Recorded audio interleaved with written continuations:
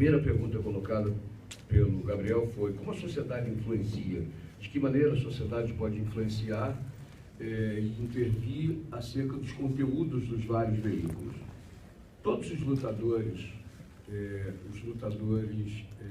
na questão geral da democratização dos meios de comunicação têm uma série de propostas, mas propostas básicas passam sempre pelo controle social. Controle social esse que quem quer uma sociedade diferente defende para todo e qualquer serviço que é prestado e que tem relação direta com a sociedade. Eu defendo controle social na área de saúde, defendo controle social na área de educação, defendo que o povo cerque a Câmara de Vereadores de jogo tomate podre ou ovo podre em cima dos vereadores, que não vale absolutamente nada. Eu defendo participação popular. Nas formulações de política pública em relação a controle social, nós temos os conselhos editoriais de controle, tem propostas que passam por algum tipo de controle nos jornais, nas redações, nas emissoras, tem um conselho, nós devemos ter propostas de conselhos locais de comunicação, tem um Conselho Nacional de Comunicação. A dificuldade é que o mundo que a gente quer construir, contra ele tem um monte de gente que trabalha contra, e nem sempre o que nós planejamos fazer, o que nós formulamos e colocamos nas leis, se transforma efetivamente em realidade. O Gustavo, que está militando cotidianamente nisso, e o João Batista podem falar muito melhor do que eu a respeito disso. A lei de cabo de fusão, que foi um outro elemento trazido, ela foi substituída recentemente, né, Gustavo? Em 2011. Mas ela é a lei que, por exemplo, garantiu um canal TV para TV universitária, um canal comunitário em Niterói, e garantiu TV Câmara em Niterói. Nós temos TV Câmara em Niterói que divide com o canal legislativo, que divide com a LERJ, assim como no Rio divide com a Câmara de Vereadores e a própria LERJ, graças a essa lei da cabo de fusão que agora foi substituída. Isso significa que é tudo que a gente quer? Não, nós queremos algo mais do que isso. Queremos, inclusive, entrar com canais com caráter comunitário na TV aberta, porque a TV por assinatura, os canais fechados, não são acessados pela maioria da população, enquanto que os canais abertos são. Nós não conseguimos avançar em relação a isso. Lei sobre publicidade infantil, sinceramente, eu não li, eu estou tão envolvido nas questões locais e em outras questões, teria que abordar, mas acho que Gustavo e João podem ajudar a companheira que perguntou sobre isso.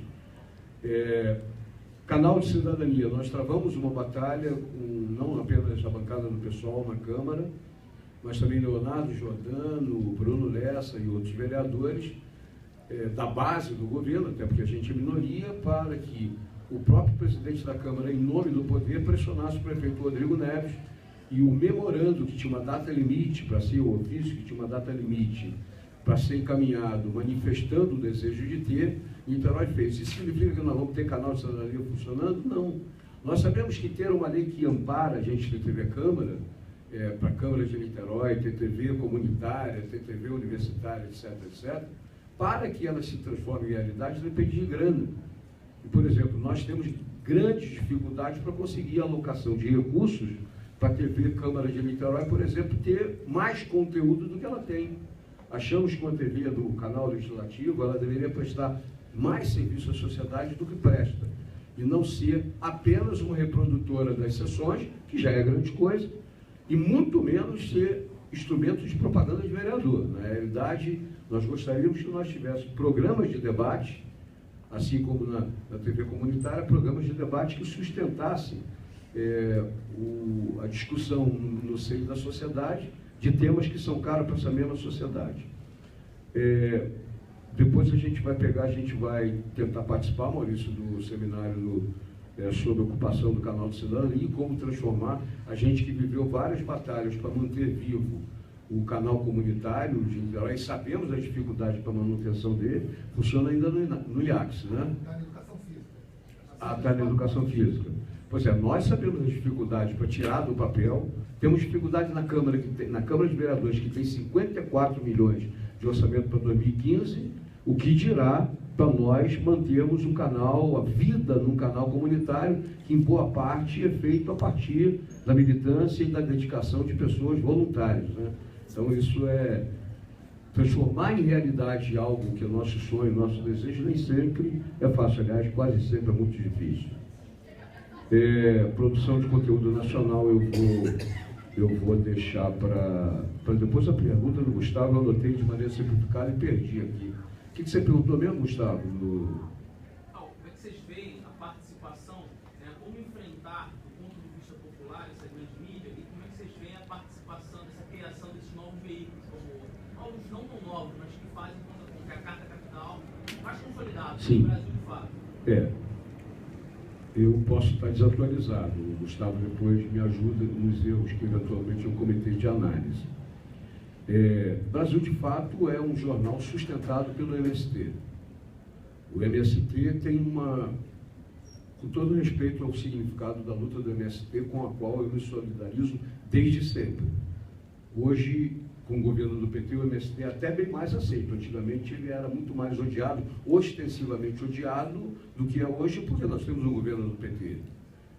Mas o Brasil de Fato é sustentado pelo MST e que tem, e isso não é segredo para ninguém, não estou fazendo nenhuma denúncia, estou apenas fazendo um comentário, e que tem financiamento e ajuda claramente ostensiva do PT, por mais do PT enquanto partido político e do próprio governo Lula.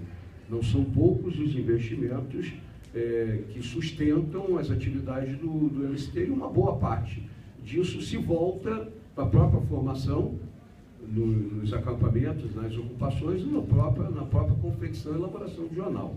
Ninguém distribui, tudo tem custo na vida. Se eu quiser que a população de Niterói ande de graça no ônibus, entre aspas, basta eu alocar no orçamento da cidade dinheiro para pagar os empresários. Ou alguém vai imaginar que eu vou ter passagem de ônibus de graça, com motorista trabalhando de graça e não levando salário para casa, trocador, não. Tudo tem custo na vida. Alguém tem que bancar.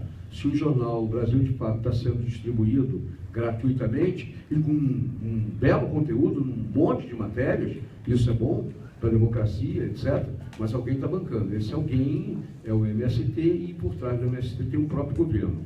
Carta Capital sempre foi, o Mino Carta sempre foi, e ele simboliza, Carta Capital tem como símbolo Mino Carta, o Mino Carta sempre foi um defensor das causas mais populares e uma visão de esquerda de mundo. Sempre se contrapôs ao longo da ditadura, com todas as restrições. É um camarada que fundou a Veja, eu posso estar errado, Veja, isto é, e a cada dificuldade dele manter o seu veículo, ele criava um novo, assim como nós.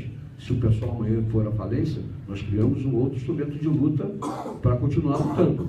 O Mino acaba criando os seus instrumentos, e em boa parte, com um governo do PT, é evidente que as restrições que no passado ele teve para fazer crítica diminuíram muito. Ele critica de vez em quando, mas em outros momentos ele protege muito, porque ele vê, e há, de certa maneira, uma boa dose de razão na visão do Mino Carta. Eu, por exemplo, faço oposição ao PT e ao governo Lula, não é pelas mesmas razões que o PSDB e o DEM fazem. Eu nunca tive expectativas em relação a Fernando Henrique Cardoso. Em relação a Lula e ao meu partido, durante 25 anos eu tinha. Eu participei da elaboração de programas de governo na área de ciência, tecnologia, comunicação social, não sozinho, em 1989 e 94. Portanto, eu, fundador do PT, tinha expectativas em relação ao que seria o governo do PT e em relação ao que seria o próprio PT no governo e o que ele implantaria.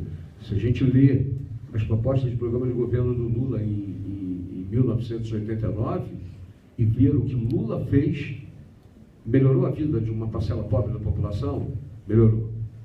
Mas, ao mesmo tempo, propiciou a maior concentração de renda nesse país e a felicidade dos banqueiros como nunca na história do país. Essa expectativa não tinha em relação ao governo Lula, então tem o direito e o dever de ser mais frustrado com este governo do que outros.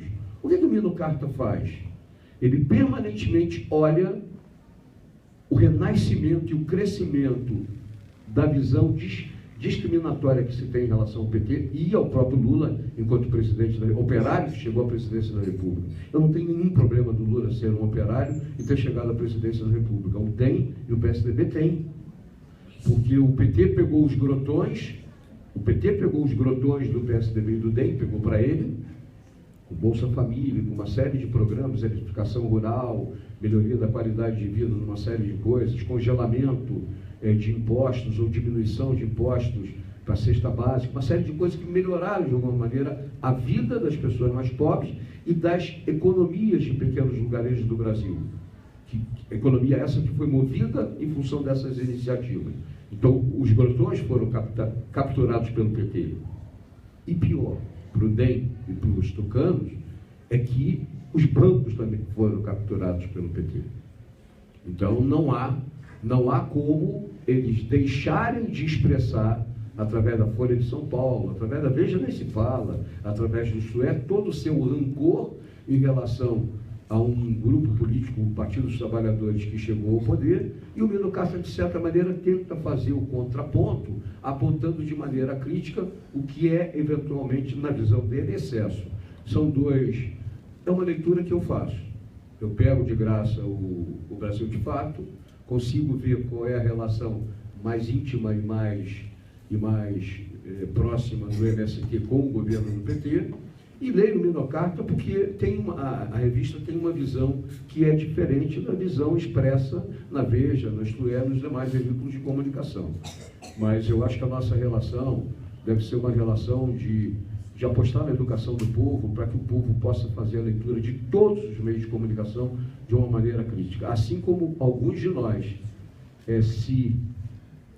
se dedica a ler de maneira crítica o Globo, Folha de São Paulo, etc., pegando o que tem de interessante, o que nós temos que apostar é que haja um radical investimento na educação da população, para que ela possa, para além do que ela lê nas linhas, compreender o que está nas entrelinhas. E isso só se faz educando o povo, e educando o povo com liberdade e com democracia. Eu preciso ir embora, deixo um abraço e um beijo no coração de todos vocês. Ok? Obrigado.